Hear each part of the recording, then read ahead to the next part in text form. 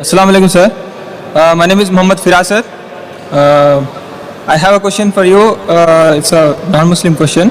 Actually, he is Nastic. He won't believe any religion. So he asked me the question: who created the God?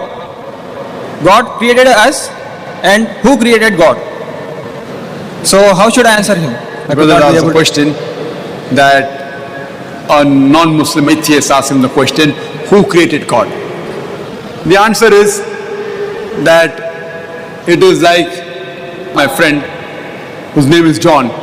His brother Jack was admitted to the hospital, he tells me. Brother John tells me that my brother Jack was admitted to the hospital. He gave birth to a child. Was the child a girl or a boy? Girl or a boy? Can you guess? Maybe I don't know. You don't know. Girl or a boy? How can a man give birth to a child? Jack is a brother of brother John. Admitted to the hospital, gave birth to a child, girl or a boy? The question is illogical. A man cannot give birth to a child. Similarly, the definition of true God, Allah, is uncreated. But the question who created God is illogical.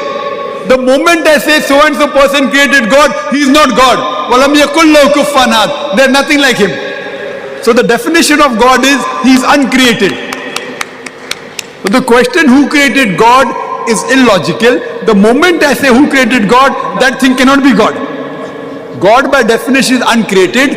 He creates everything else like us. We are dependent on him. He is independent on anything.